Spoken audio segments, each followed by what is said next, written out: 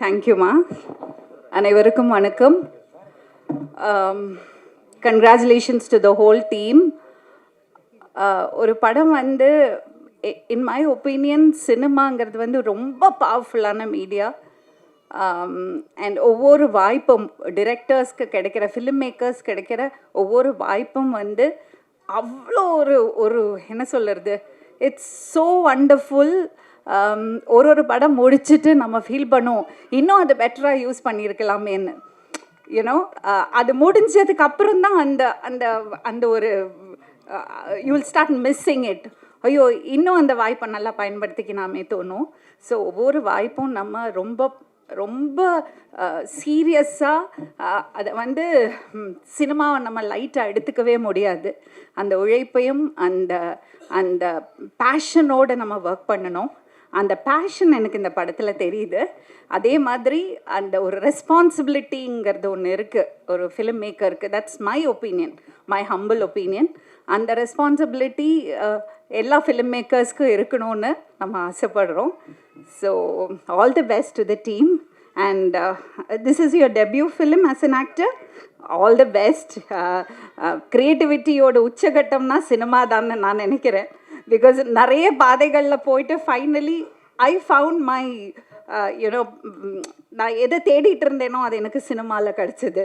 So அதனால I think you have stepped into a beautiful, wonderful world, and all the best to you for your creative journey. And the whole team, editor ஒரு லேடியா இல்லையா, miss சொன்ன மாதிரி இருந்தது. Miss வாசிச்சப்ப எனக்கு ஒரே excited ஆகிடுது. ஏன்னா டெக்னீஷியன்ஸ் வந்து சினிமாவுக்கு பின்னால் இருக்கிறது டெக்னீஷியன்ஸ் விமனாக வரும்போது நமக்கு அது ரொம்ப சந்தோஷமாக இருக்கும். ஸ்க்ரீனில் நிறைய விமனை பார்க்குறோம், ஆனால் ஸ்க்ரீனுக்கு பின்னாடி விமனை பார்க்குறது ஒரு ஒரு அது ஒரு பயங்கரமான ஒரு ஃபீலிங்.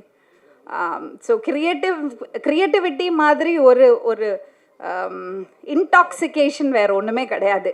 அதுக்கு மேலே ஒரு போதை தேவையில்லை நமக்கு. So I think Karthik Kumar, all the best to you. As our MC said, you are a very promising technician and director and a filmmaker.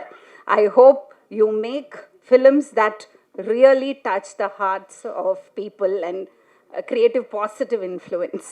Thank you so much. உங்களை எல்லாம் சந்திச்சு பேசுறதுக்கு வாய்ப்பு கொடுத்ததுக்கு நன்றி. தேங்க்யூ. இங்கே வந்திருக்கும் அனைத்து ஊடக நண்பர்களுக்கும் இனிய மாலை வணக்கம். பிதா அன்மாஸ்கிங் ரொம்ப அருமையாக இருந்தது, ரொம்ப சந்தோஷமாக இருக்குது. தமிழ் சினிமாவில் ஒரு ப்ரொடியூசர் கதாநாயகனாக உருவாகிறத நம்ம எல்லோரும் பாராட்டி வரவேற்கணும். மதியழகன் அவர்களுக்கு என்னுடைய மனமார்ந்த வாழ்த்துக்கள். எனக்கு தமிழ் சினிமாவில் நிறைய ஹீரோக்களுடைய சம்பளங்கள்லாம் எங்கோ இருக்குது, அஃபோர்டபுளே இல்லை. இந்த சம்பளமெல்லாம் கொடுத்து படம் எடுத்து வியாபாரம் பண்ண முடியுமான்னு தெரியல. அப்படி பல நடிகர்கள் கேட்குற சம்பளம் எதுவுமே அஃபோர்டபுள் இல்லாத போது ப்ரொடியூசர்ஸே நடிகர் ஆகிறது ரொம்ப நல்லது. நிறைய ப்ரொடியூசர்ஸ் வரணும். நான் கொஞ்சம் லேட்டு, ஒரு 15-20 வருஷம் லேட்டு. ரொம்ப ஐ எம் ஃபீலிங் பேட். ஒரு 15 வருஷம் முன்னாடி தெரிஞ்சதை நானும் ஹீரோ நடிக்க ஆரம்பிச்சிருக்கலாம். எது சார், எது மேடம்? ராஜ்கிரண் சார் நடிச்சிங்க. அதான் சொல்கிறேன், நான் கொஞ்சம் லேட் ஆகிட்டேன். இல்லைன்னா மதி மாதிரி நாமளும் ஹீரோ நடிச்சிருக்கலான்னு நினைக்கிறேன். ஏன்னா இன்றைக்கி தமிழ் சினிமா எப்படி போயிட்டுருக்குன்னா உண்மையிலே இம்பாசிபிள். அந்த மாதிரி பட்ஜெட்ஸ் எல்லாம் கூடி போய் பிஸ்னஸ் இல்லாத ஒரு காலகட்டத்தில் ஹீரோஸ்களும் நிறைய பெரிய இயக்குநர்களும் கேட்குற சம்பளங்கள் எதுவுமே அஃபோர்ட் பண்ண முடியல. நிறைய நடிகர்களும் கேட்குற சம்பளங்கள் வந்து அவங்களுக்கு ரியலிஸ்டிக்காகவே இல்லை. யாராவது ஒரு ப்ரொடியூசர் கொடுக்குறாங்கன்னு சொல்லிட்டு அதை கோட் பண்ணியே மற்றவங்ககிட்ட கேட்டு அன்அஃபோர்டபுளாக பண்ணிடுறாங்க பட்ஜெட்ஸை. அப்படிப்பட்ட ஒரு சூழ்நிலையில் ஒரு ப்ரொடியூசர் நடிகர் ஆகிறது ரொம்ப சந்தோஷமாக இருக்குது. அவர் ஜெயிக்கணும், நிறைய படங்கள் ஹீரோ நடிக்கணும், அது மூலமாக தமிழ் சினிமாவுக்கு இன்னொரு ஹீரோ உருவாக்கணும். அவருக்கான கேரக்டர் கரெக்டாக அமைஞ்சிருக்கு. ஒரு பெண்ணுடைய அப்பாவாக அவர் வந்து ரிவெஞ்ச் எடுக்கிறார் தான் நினைக்கிறேன். இந்த அன்மாஸ்கிங்கில் அது அப்படி தான் தெரியுது. ஸோ அப்படிப்பட்ட ஒரு கதைகள் கண்டிப்பாக இந்த மாதிரி ஏஜ் குரூப்புக்கு கண்டிப்பாக கரெக்டாக செட் ஆகக்கூடிய கதைகள் தான். அந்த மாதிரி கதைகளில் மதி அவர்கள் நடித்து பெரிய வெற்றிகளை குவிக்கணும்னு வாழ்த்துறேன். கார்த்திக் குமார் ரொம்ப பிரமாதமாக அன்மாஸ்கிங்லேயே ஒரு பெரிய இம்பேக்டை க்ரியேட் பண்ணியிருக்கீங்க. ரொம்ப அருமையாக இருக்குது. மேக்கிங்கும் சரி, அந்த ப்ரெசன்டேஷனும் சரி, பேக்ரவுண்ட் மியூசிக்கும் சரி, எல்லாமே ஒரு தாக்கத்தை ஏற்படுத்துகிற ஒரு படமாக இருக்குது. கார்த்திக், வாழ்த்துக்கள் உங்களுக்கு. இந்த படத்தினுடைய தயாரிப்பாளருக்கு இப்படி ஒரு லான்ச்சிங்கில் இவ்வளோ ஏன்னா பிரமாதமாக ஒரு ப்ரெஸ் மீட் வச்சு நீங்கள் அன்வீல் பண்ணணும்னு நினைக்கிறதே சந்தோஷமாக இருக்குது. உங்களுக்கு என்னுடைய வாழ்த்துக்கள். இந்த நேரத்தில் ஒரு விஷயம் சொல்லி ஆகணும். இன்றைக்கி தான் ஜஸ்ட்டு உட்காந்து பார்த்துட்டே இருக்கேன். திடீர்னு வந்து ஒரு டைட்டில் வருது, பிதா 23:23ன்னு. அதை வந்து படமே முடிஞ்சு அதனுடைய அனௌன்ஸ்மெண்ட்லாம் வருது.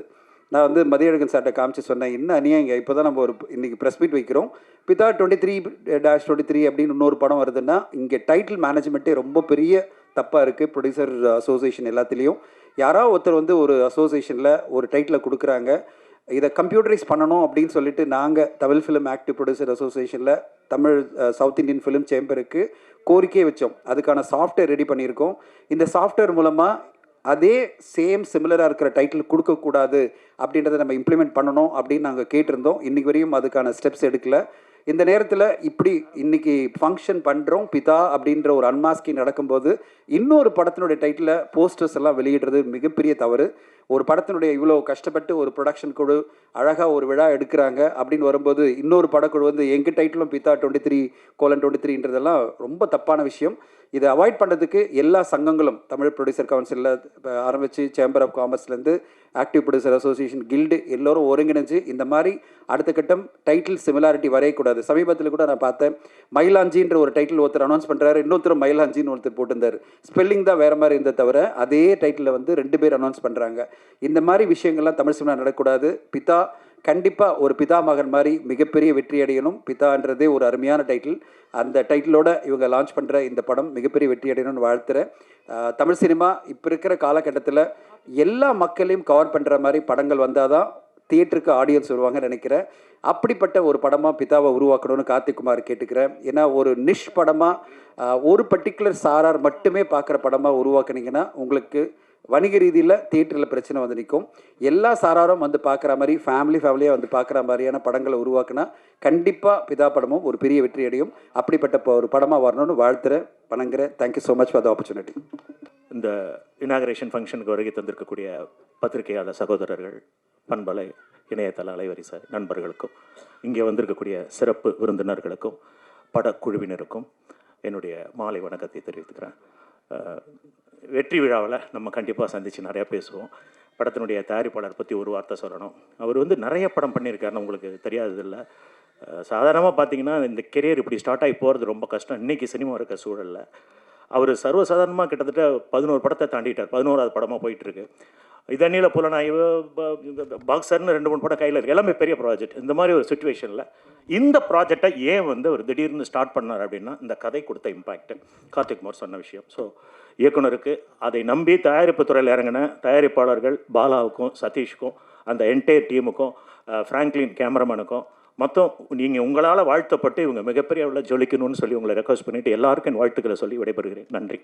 இந்த பிதா அன்மாஸ்கிங், அந்த அன்மாஸ்கிங் அப்படிங்கிற ஒரு வேர்டே வந்து இனிமேல் ஒரு ட்ரெண்டாக இருக்கும் இண்டஸ்ட்ரியில். ஸோ எல்லா படங்களுக்குமே இதை ஒரு டேக் லைனாக வச்சுக்கிட்டு ஆரம்ப விழாவாக பண்ணுறதுக்கு உண்டான எல்லா சாத்தியக்கூறுகளும் இருக்குது.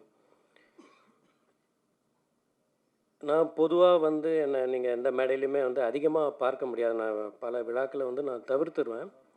பட் இது எனக்கு வந்து மதியழகன் பற்றி நண்பர் சரவணன் சுப்பையா வந்து ஒரு ப்ரீஃப் பண்ணார்.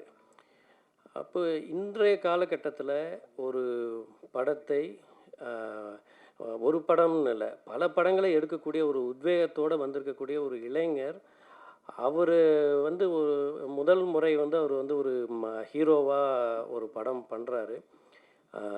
கார்த்திக் குமார் அவர்கள் வந்து அதை இயக்குறாங்க. இன்னிலிருந்து அவங்க வந்து சாமானியர்கள் கிடையாது, அவங்க வந்து சாதனையாளர்கள். அவங்களுக்கு ஒரு ரெட் கார்பெட் மாதிரி இந்த விழா அமையும் போது நான் கண்டிப்பாக கலந்துக்கணுங்கிற ஒரு ஆசையில் தான் நான் வந்து இந்த விழாவுக்கு வந்திருக்கேன். அண்ட் அஃப்கோர்ஸ் இந்த ரொம்ப மெக்கானிக்கலாக போகக்கூடிய இந்த மாதிரியான ஒரு ஃபங்க்ஷனில் ஒரு சின்ன குழந்தையோட ஒரு அழுகுரல் கேட்டுக்கிட்டே இருந்தது இல்லையா, அதுதான் இந்த படத்துக்கு கிடைக்கக்கூடிய மிகப்பெரிய அங்கீகாரம், ஆசீர்வாதம்னு நான் நினைக்கிறேன். அது இந்த காட்சி நான் வந்து பார்த்தேன். வனிதா அவர்களையே கட்டி போட்டாங்கன்னா இவங்க எல்லாரையும் கட்டி போட்டுருவாங்க, அது நல்லா தெரிஞ்சு போச்சு. இந்த இசை வந்து என்னை ரொம்ப ஈர்த்துச்சு. ரஷாந்த் இல்லையா, ரொம்ப அழகாக வந்து இந்த மாதிரியான ஒரு த்ரில்லர் ஜானர் படங்களுக்கு வந்து இது எந்த அளவுக்கு அழகாக எலிவேட் பண்ணணுமோ அந்த மாதிரியான ஒரு மியூசிக் இது கொடுத்துருக்குறாரு. அண்டு அஃப்கோர்ஸ் ஃபோட்டோகிராஃபி இந்த மாதிரி படங்களுக்கு உண்டான அந்த உணர்வை கொடுக்கக்கூடியதாக இருக்குது. ஆர்ட் டைரக்ஷன் ரொம்ப நல்லா இருக்குது.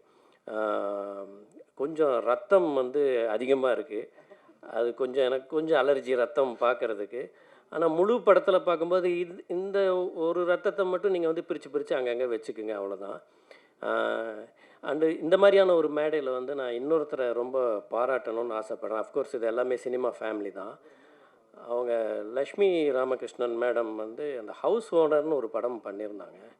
அது நான் வந்து நேஷ்னல் அவார்டு ஜூரியாக நான் போயிருந்தப்போ அந்த படத்தை பார்த்துட்டு நான் ரொம்ப பிரமிச்சு போயிட்டேன். ரொம்ப ஒரு சினிமா மொழியை வந்து ரொம்ப அழகாக வந்து அவங்க வந்து அந்த திரைப்படத்தில் வந்து கொடுத்துருந்தாங்க. அந்த எமோஷன்ஸ் அது எல்லாமே ரொம்ப பிரமாதமாக இருந்தது. அது வந்து இந்த மேடையை ஒரு வாய்ப்பாக உபயோகப்படுத்திட்டு நான் அவங்கள பாராட்டுறேன். Hats off Lakshmi madam. இது நான் சொல்வதெல்லாம் உண்மை மேடம். அதே உண்மையோட இந்த படம் வந்து மாபெரும் வெற்றி அடையும் அப்படிங்கிறதுல வந்து எனக்கு வந்து கொஞ்சம் கூட சந்தேகமே கிடையாது. அவ்வளோ பெரிய ஒரு வெற்றியை இந்த படம் வந்து பெறப்போகுது. அண்டு மதி அவர்களை வந்து பல படங்களில் நம்ம வந்து கதாநாயகனாக நம்ம வந்து பார்க்க போகிறோம். இயக்குனர் கார்த்திக் குமாரை பல படங்களில் நம்ம வந்து பார்க்க போகிறோம். நான் வரும்போது எனக்கு வந்து ஒரு நல்ல ஒரு டீம் இருந்துச்சு. அதே மாதிரியான ஒரு டீமோட இந்த மொத்த டீமும் வந்து வெகு காலம் பயணப்படணும் இந்த திரையுலகத்தில் நான் வாழ்த்தி விடைபெறுகிறேன். வணக்கம். மேடையில் இருக்கிற கலையுலக பிதாமகன்களுக்கும் பத்திரிகை மற்றும் ஊடக நண்பர்களுக்கும் இங்கே வந்திருக்கிற அனைவருக்குமே என்னுடைய மாலை வணக்கத்தை தெரிவிச்சுக்கிறேன். வசூல்ராஜ் MBBSல சரண் சார் டைரக்ஷனில் நடித்தேன். சிட்டிசன் திரைப்படத்தில் சரண சுபாஷ் சாரோடைய டைரக்ஷனில் நடிச்சிருக்கேன். இப்படி பல படங்களில் நடிச்சிருக்கேன். இவங்களோட மத்தியில் இந்த மேடையில் இருக்கிறதுக்கு ஒரு வாய்ப்பு கொடுத்த கார்த்திக் குமார் அவர்களுக்கு என்னுடைய முதற்கண் நன்றியை தெரிவிச்சுக்கிறேன். நானும் அவரும் பல நாட்களாக வருஷங்களாக வந்து வாட்ஸ்அப்பில் தான் சேட் பண்ணிகிட்ருப்போம். எப்போ ஒரு சமயம் பேசியிருக்கோம். ஃபஸ்ட் டைம் இப்போ தான் மீட் பண்ணுறேன் அவருடைய பிதா அன்மாஸ்கிங் பார்த்த பிறகு இப்படி ஒரு நண்பர் கிடைச்சிருக்காக நானும் சந்தோஷப்படுறேன். உண்மையில் ரொம்ப அற்புதமாக இருந்தது. உலக நாயகன் நடித்த விக்ரம் படத்துடைய அன்மாஸ்கிங், அதாவது பேர் புதுசாக இருக்கலாம், பட் அதுக்கு பேர் அன்மாஸ்கிங் தான் நினைக்கிறேன். அதே போல் லியோ இளைய தளபதி நடித்த அன்மாஸ்கிங், இப்போது சூப்பர் ஸ்டார் நடிக்க போகிற கூலி படத்தோடைய அன்மாஸ்கிங், இந்த மாதிரி பிரம்மாண்ட மிகப்பெரிய நடிகர்கள் சூப்பர் ஸ்டார்கள் நடித்த படங்களுடைய அன்மாஸ்கிங்கை பார்த்த பிறகு அதுக்கு ஈக்குவலாக இந்த படத்தோட அன்மாஸ்கிங்கு இருந்ததுன்னு தான் சொல்லணும். ஏன்னா அந்த அளவுக்கு வந்து பார்க்கவே பயங்கரமாக இருந்தது. நிச்சயமாக இந்த பட தயாரிப்பாளர்களுக்கு மிகப்பெரிய ஒரு வெற்றி தரும் நான் நம்புகிறேன். ஏன்னா நல்லா சினிமா தெரிஞ்சு வச்சுருக்காங்க. அதனால தான் வந்து இதை வந்து முன்னாடியே நடத்தியிருக்காங்க. ஸோ மொதல் நாள்லேருந்தே இந்த படத்தோடைய எதிர்பார்ப்பு வந்து எகிரிக்குன்னு தான் சொல்லணும். இங்கே வந்திருக்கிற எல்லாருக்குமே தெரிஞ்சிருக்கோம். இதை ஊடகங்களில் பார்க்கும்போது மக்களுக்கும் அது தெரிய வரும். இந்த படக்குழுவினர் மொத்த பேருக்குமே என்னோட மனமார்ந்த வாழ்த்துக்களை தெரிவிச்சுக்கிறேன். திரைப்படம் மாபெரும் வெற்றி பெறும். வாழ்த்துக்கள். இந்த வரலாறு படிச்சுட்டு இருக்க பசங்களை கொண்டு போய் பயாலஜி கிளாஸில் விட்ட மாதிரி இருந்தது எனக்கும் சுந்தரவல்லி அவர்களுக்கும். இந்த திரைப்பட உலகத்தை பற்றி எங்களுக்கு பெரிய அளவுக்கு அறிமுகம் இல்லை. ஆனால் குணாஜி தோழர் வந்து சொன்னார், இந்த மாதிரி நம்ம தெரிந்த தம்பி ஒருவர் ஒரு சமூக அக்கறையோடு மண்ணின் மீது ஒரு நேசத்தோடு ஒரு படம் எடுத்திருக்கிறாரு.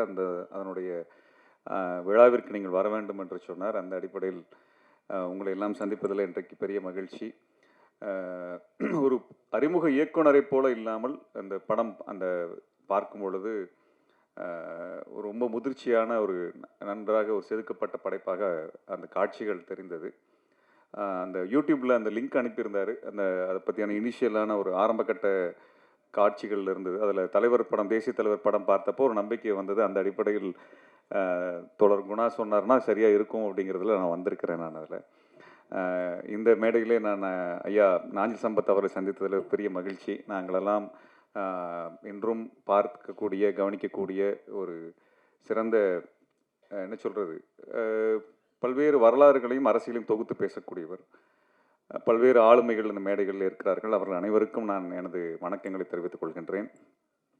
இந்த திரைப்படத்தில் அவங்க சொன்ன செய்தி, இயக்குனர் சொன்ன செய்தியிலிருந்து நான் பார்க்கும் பொழுது ஒரு சமூக அக்கறையோடு இயங்கக்கூடிய ஒரு கதாநாயகனை அவர் முன்னிறுத்துகிறார். அந்த அடிப்படையில் இந்த சமூகத்தை பற்றியான ஒரு அக்கறையோடு இருக்கக்கூடிய இயக்குனர்கள் குறைவாக இருக்கக்கூடிய ஒரு காலகட்டத்தில் இப்படிப்பட்ட இயக்குனர்கள் இந்த உலகத்திற்கு வருவது என்பது வரவேற்புக்குரியது. கதாநாயகனாக நடித்திருக்கக்கூடிய மதியழகன் அவர்கள் அது முதல் படம் என்பது போல தெரியவில்லை, நன்று ஒரு பயிற்சி பெற்ற ஒரு நடிகரை போல அதில் மிளர்ந்திருக்கிறார். எனக்கு ரொம்ப பிடிச்ச விஷயம் அதில் என்னென்னா வந்து மதியழகன்கின்ற பெயர் அவ்வளோ அற்புதமான ஒரு தமிழ் பெயர், ஒரு திராவிட இயக்கத்தோடு நெருக்கமான ஒரு பெயர். அந்த பெயரை நான் மாற்றிக்கொள்கிறேன், அல்லது இன்னைக்கு பொதுவாக திரைப்படத்துக்கு வந்தாலே வேற ஒரு பேரை மாற்றிக்குவோம் அப்படின்னு சொல்லி நிறைய பேர் அட்வைஸ் பண்ணுறதுக்கெலாம் வருவாங்க. அதையெல்லாம் கடந்து அந்த பெயரோடு இருப்பது என்பது ஒரு பெரும் மகிழ்ச்சியாக இருக்கிறது. இந்த திரைப்படத்தை இயக்கிய இயக்குனர் கார்த்திக்குமார் அவர்கள் ஒரு அறிமுக இயக்குனரை போல இல்லாமல் மிக பொறுப்புணர்வோடும் மிக நேர்த்தியாகவும் இந்த படைப்பை படைத்திருப்பதை போல தெரிகிறது. இந்த படத்தோட கதை முழுமையாக எனக்கு தெரியல, என்ன சொல்ல வர்றாங்கன்னு தெரியல. ஆனால் தேசிய தலைவர் படம் இருக்கிறது, ஈழம் என்கின்ற பெயர் வருகிறது. அந்த வகையில் ஒரு பெரிய மகிழ்ச்சி. ஏன்னால் வந்து அதையெல்லாம் பேசக்கூடிய சூழல், அதற்கான அனுமதி இல்லாத ஒரு இடம். எப்படி யூடியூப்ல அதெல்லாம் அனுமதிச்சாங்கன்னு தெரியல. நான் ஒரு நாள் அது படத்தை நம்ம இப்போ பயன்படுத்தினாலே தடை செய்யக்கூடிய நிலைமையில் தான் இருக்கிறது. ஆனால் குழந்தைகளை பற்றி பேசுகிறீர்கள் இந்த படத்தில், இந்த குழந்தைகள் காணாமல் போவதை பற்றி பேசுகிறீர்கள். அதை தொட்டு சொல்லணும்னா ஈழத்தை பற்றி பேசும் பொழுது பெரும் வழி இருக்கிறது. அந்த வழி இன்னும் நமக்கு வந்து இப்போ பாலஸ்தீனத்தை பார்க்கும் பொழுது இருக்கக்கூடிய அந்த கொடுமைகளை பார்க்க அந்த ஈழத்தினுடைய நினைவுகள் வந்து கொண்டே இருக்கின்றன. அதனுடைய கொடுமைகளை நாம் பேச வேண்டியது இருக்கிறது, உரத்து பேச வேண்டியது இருக்கிறது. அதுவும் திரையுலகம் வந்து எடுத்து செல்ல வேண்டிய பொறுப்பு இருக்கிறது. இன்றைக்கு பாலஸ்தீனத்தில் நடக்கக்கூடிய படுகொலைகளை குறித்து பாலிவுட்டில் இருக்கக்கூடிய ஹாலிவுட்டில் இருக்கக்கூடியவர்கள் இது போன்ற உலகத்தில் இருக்கக்கூடிய பல்வேறு திரையுலகத்தை சார்ந்தவர்களெல்லாம் வெளிப்படையாகவே பேச ஆரம்பித்திருக்கிறார்கள். அமெரிக்காவினுடைய அரசாங்கத்திற்கு எதிராகவே அந்த அரசாங்கத்தை விமர்சித்து ஹாலிவுட்டினுடைய முன்னணி நடிகர்கள், இயக்குனர்கள் தொடர்ச்சியாக அதை குறித்து பேச ஆரம்பித்திருக்கிறார்கள், பேசுகிறார்கள். அந்த குழந்தைகளுக்காக பேசுகிறார்கள். இன்றைக்கு பாலஸ்தீனத்தை பற்றி நாம் வருத்தப்படுகிறோம் என்றால் அந்த குழந்தைகள் கொல்லப்படுவதை நாம் பார்க்க முடியவில்லை. குழந்தைகள் மீதான நேசம்தான் ரொம்ப முக்கியமானதாக மனித குலத்தினுடைய மனித நேயமாக இருக்கிறது. ஈழத்தில் கிட்டத்தட்ட 8 மாதத்தில் 32,000 குழந்தைகள் வரை படுகொலை செய்யப்பட்டார்கள். இது உலகத்திலேயே மிக குறுகிய காலத்தில் அதிக அளவில் படுகொலை செய்யப்பட்ட குழந்தைகள் எண்ணிக்கை என்பது தமிழீழத்தில் மட்டும்தான். வெறும் 8 மாதத்தில் 1,46,679 பேர் படுகொலை செய்யப்பட்டார்கள் என்கின்ற 15 ஆண்டு கால தகவலை தற்பொழுது மாற்றி அதற்கு மேலும் 20,000 பேர் படுகொலை செய்யப்பட்டிருக்கார்கள் என்று ஐநாவினுடைய நிபுணர் குழுவினுடைய அறிஞர் வந்து இப்போ ஒரு 3 வாரத்துக்கு முன்பாக தகவல் வெளியிட்டிருந்தார். நமக்கு வந்து அதெல்லாம் செய்தியாகவே மாறவில்லை. 20,000 பேர் எண்ணிக்கை, ஒன்றல்ல இரண்டல்ல, 1,46,000 பேர்லேருந்து 1,67,000 பேர் என்று அந்த கணக்கு சொல்லும் பொழுது 20,000 பேருடைய அந்த இறப்பு நமக்கு ஒரு எண்களை போல ஒரு நம்பர்ஸாக வந்து நம்ம கிராஸ் பண்ணி போகிறோமோ அப்படிங்கிறது இருக்குது. அதில் ரொம்ப அந்த துயரத்தை தாங்க முடியாததற்கு காரணங்கள் என்னென்னா, நம்ம ராமேஸ்வரம் தனுஷ்கோடி பகுதியில் இருந்து ஒரு 10-15 கிலோமீட்டர் தொலைவில் இருக்கக்கூடிய இந்த இடத்தின் பேர் மன்னார் மாவட்டம்னு பேர். போர் ஆரம்பித்த பொழுது 2008 போர் ஆரம்பித்த பொழுது மன்னார் மாவட்டத்தினுடைய மக்கள் தொகை 32,000 சொச்சம் பேர், 32,400 பேரோ 800 பேரோ இருந்தாங்க. 8 மாதம் கழித்து போர் முடிந்த பிறகு மன்னார் மாவட்டத்தினுடைய மக்கள் தொகை, தமிழர்களுடைய மக்கள் தொகை வெறும் 480 பேர், வெறும் 480 பேர். இது இந்த தகவல் எந்த ஊடகத்திலும் எந்த இடத்திலும் வரவில்லை. ஐநாவினுடைய அறிக்கைக்கு நாங்கள் அதனுடைய ஆதாரங்களை அனுப்பியிருந்தோம். 2009 2010 இதெல்லாம் அனுப்பியிருந்தோம். இப்படிப்பட்ட ஒரு மோசமான ஒரு போர், ஒரு படுகொலை, ஒரு இனப்படுகொலை நமக்கு அருகில் நடந்தது. ஆனால் அதை குறித்து இந்தியாவில் பேசுவதற்கான அனுமதி எல்லாம் இல்லாத ஒரு சமயம். இந்த இனத்தினுடைய மானத்திற்காகவும் இந்த இனத்திற்கு என்று ஒரு தேசம் வர வேண்டும் என்று போராடிய தலைவனை குறித்து எங்கும் பேச முடியாது, அவர் புகைப்படத்தை கூட பயன்படுத்த முடியாது என்கின்ற ஒரு சூழலில் அந்த படத்தை ஏதோ ஒரு இடத்தில் கொண்டு வந்து விட வேண்டும் என்று திரைப்படத்தில் கொண்டு வந்திருக்கின்ற வகையில் அவருக்கு எனது பாராட்டத்தை தெரிவித்து, இந்த முயற்சியை முன்னெடுத்த தயாரிப்பாளர்களுக்கும் இதில் கதாநாயகனாக நடிக்கக்கூடியவர்களுக்கும் அதனுடைய தொழில்நுட்ப கலைஞர்களுக்கும் இதை மிக திறம்பட இயக்கிய இயக்குனருக்கும் அனைவருக்கும் எனது வாழ்த்துக்களை கூறி விடைபெறுகிறேன். நன்றி, வணக்கம். எல்லா மீடியா உறவினருக்கும், மேடையில் உட்காந்துருக்கிற ஜாம்பவான்களுக்கும் அண்ட் எவ்ரிபடி ப்ரெசன்ட் ஹியர் மிகப்பெரிய வணக்கம். ஃபர்ஸ்ட் ஆஃப் ஆல் நான் வந்து ஒரு விஷயம் ஷேர் பண்ணணுன்னு நினைக்கிறேன். படத்தோட விஷயம் போகிறதுக்கு முன்னாடி I'm very happy today, feeling very content அப்படின்னு சொல்லணும். ஏன்னா எல்லார் லைஃப்லையுமே பர்சனலாக ஒரு தேடல் இருக்கும், ப்ரொஃபஷ்னலாக ஒரு தேடல் இருக்கும். Sometimes personal life take over ஆகும், sometimes professional life take over ஆகும். அது மாறி மாறி போயிட்டுருக்கோம். சீசன்ஸ் மாதிரி தான். அதில் வந்து கான்சன்ட்ரேஷன் வந்து நம்ம பர்சனல் லைஃப்க்கு அதிகமாக கொடுப்போம், எஸ்பெஷலி பெண்கள் வந்து ஜாஸ்தியே கொடுப்போம். And then take diversion you turn, திரும்பி வந்து ஆரம்பித்த இடத்துலையே வந்து கூட நிற்கிற சப்ஜெக்ட்ஸ் நீங்கள் கேள்விப்பட்டிருப்பீங்க. என்னோடய வாழ்க்கையும் அப்படி தான். ஸோ அப்படி பார்க்கும்போது இன்றைக்கி ஏன் நான் சந்தோஷமாக இருக்கேன் அப்படின்னா, என்னோடய 2 படம் வந்து இன்றைக்கி theatrical release, Thandupalayam and Hara. அது இல்லாமல் இன்றைக்கி பிதா லான்ச்சில் நான் இங்கே நிற்கும் போது உங்கள் முன்னாடி திரும்பவும் ஒரு ஆரம்பம், இன்னொரு படம் அப்படின்னும் போது இட் இஸ் சம்திங் நான் எதிர்பார்க்காத ஒரு விஷயம். இதை நான் ஏன் ஷேர் பண்ணுறேன் அப்படின்னா, பெருமைக்காக இல்லை, பொறுமைக்காக. எத்தனையோ யங்ஸ்டர்ஸ் வந்து வாழ்க்கை முடிஞ்சிருச்சு, அவ்வளோதான், ஒரு எக்ஸாமில் தோல்வி அடைஞ்சா சூசைட்,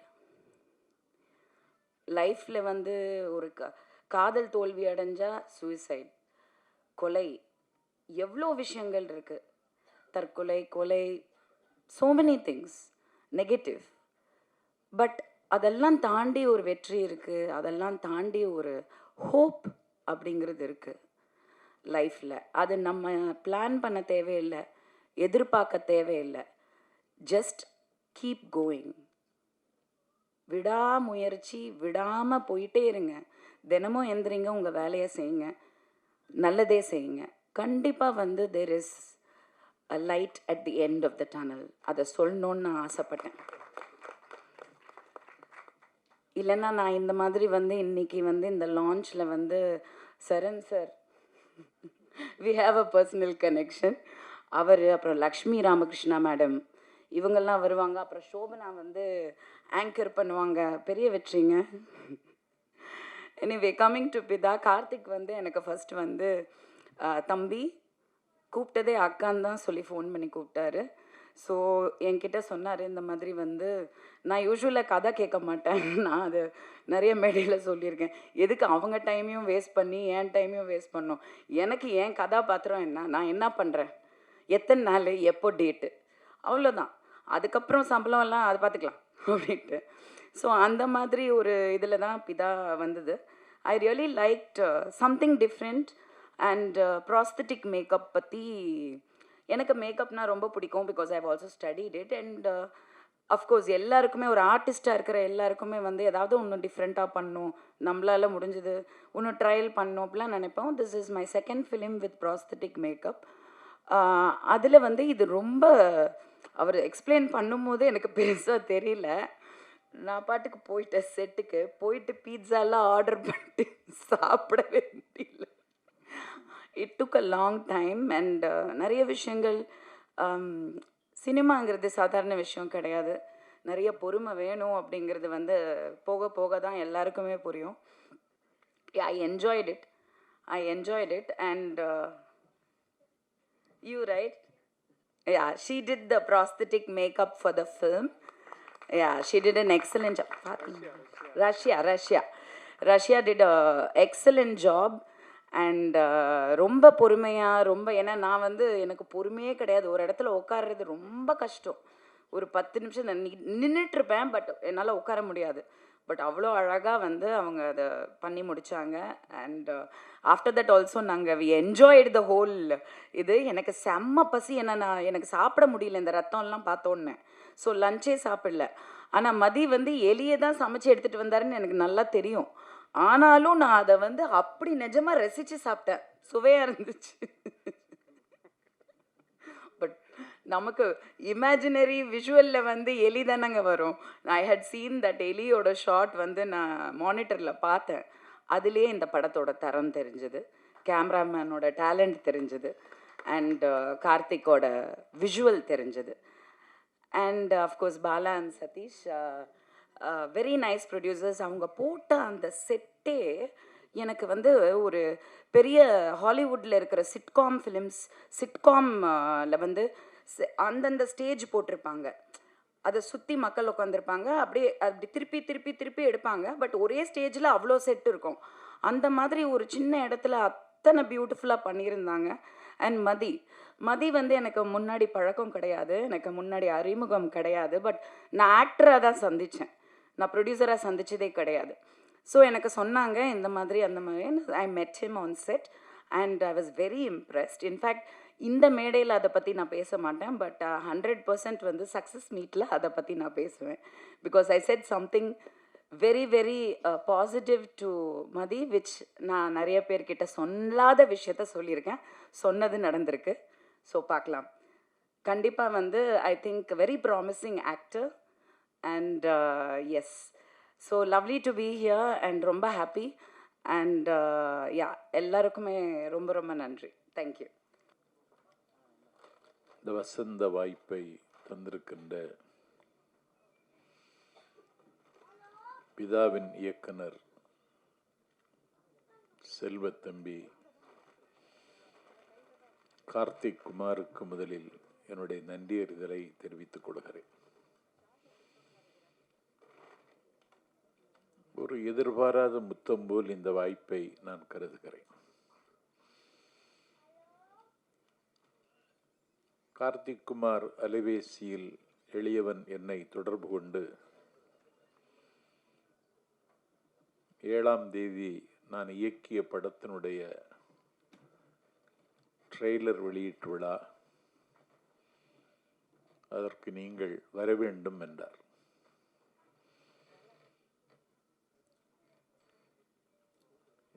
எனக்கு இதிலே என்ன சம்பந்தம் என்று கேட்டபொழுது,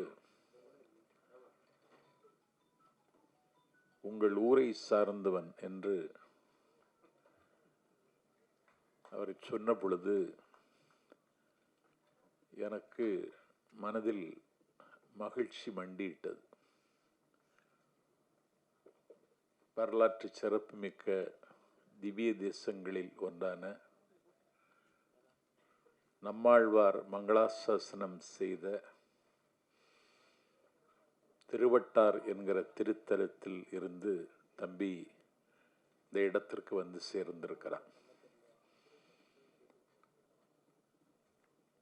நானும் அந்த ஊருக்கு அருகில் உள்ளவன். ஒரு ஊர் பாசம் என்பது இருக்கத்தான் செய்யும். ஆனால் இங்கே வந்ததற்கு பிறகு இந்த கதையினுடைய போக்கு ஒரு தயாரிப்பாளராக இருந்து இன்றைக்கு நடிகராக தடம் பதித்திருக்கின்ற தம்பி மதியழகன் தமிழர்கள் மத்தியில் இந்த படம் ஒரு பெரிய அதிர்வை உருவாக்கும் என்று சொன்னார். தமிழர்கள் மத்தியில் ஒரு அதிர்வை உருவாக்குகிற படத்தை என்னுடைய ஊரை சார்ந்த என் தம்பி கார்த்திக் குமார் இயக்குகிறான் என்பது ஒரு தித்திப்பான செய்தி. இது இந்த படம் வெற்றி பெற வேண்டும் என்று நான் விளைகிற நேரத்தில் இந்த படம் விரைந்து வெளியே கொண்டு வருவதற்கு நீங்கள் எடுக்கிற முயற்சிகள் வெற்றி பெற வேண்டும். தயாரிக்கப்பட்ட பல படங்கள் இன்றைக்கு திரையரங்கிற்கு வரவில்லை. தயாரித்து முடித்து விட்டோம் என்று களிப்போடு இருந்தாலும் தணிக்கை என்கிற பெயரால் சில பேர் செய்யக்கூடிய அழிச்சாட்டியத்திற்கு எல்லை இல்லை. எனக்கு ஒரு பட வாய்ப்பு, படத்தின் பெயர் சேகுவாரா. ஒரு அர்ஜென்டினாவில் பிறந்து ஒரு கீபாவினுடைய விடுதலைக்கு தோள் கொடுத்த ஒரு மகத்தான மனிதன் சேகுவாரா. ஒரு பெரிய ஏகாதிபத்தியத்தினுடைய கன்னத்தில் அறைந்து உலகத்தின் சர்க்கரை கிண்ணம் என்று பேசப்படுகிற கியூபாவினுடைய விடுதலையை தீர்மானித்தவன் சேகுவாரா. என்னுடைய ஊரை சார்ந்த ஒரு தம்பி பிரபு அந்த சேகுவாரா பெயர் மீது கொண்ட ஈர்ப்பால் காதலால் தான் தயாரித்த படத்திற்கு சேகுவாரா என்று பெயர் வைத்து அதிலே ஒரு நாள் நீங்கள் நடித்து தர வேண்டும், நீங்கள் அறிஞர் அண்ணாவின் பெயரால் அந்த படத்தில் வருகிறீர்கள் என்றார். எனக்கு அந்த படத்தில் அண்ணாதுரை என்று பெயர். அண்ணாவினுடைய தமிழ் கேட்டு அந்த அண்ணாவினுடைய லட்சியங்களை பன்னீரும் மொழியில் பாரெல்லாம் சொல்ல வேண்டும் என்று இளமை காலத்தில் கனவு கண்டவன் நான். அண்ணா கூவத்தில் மலர்ந்த குங்குமத்தாமரை, அண்ணா சந்தையில் உரித்த சங்கீதம், கனவுகள் காணுகிற கால்சட்டை பருவத்தில் என்னை அதிகம் பாதித்தவர் அண்ணா. அவரை நேரில் காணுகிற வாய்ப்பில்லாமல் போனதற்கு காரணம் ஒரு தலைமுறை இடைவெளிதான் என்று நான் கருதுகிறேன். இன்றைக்கும் அண்ணாவை நான் ஆய்வு செய்து கொண்டிருக்கிறேன். அண்ணாதுரைன்னு பேரா அப்படின்னு கேட்டுட்டு நான் நடிப்பதற்கு ஒப்புக்கொண்டேன்.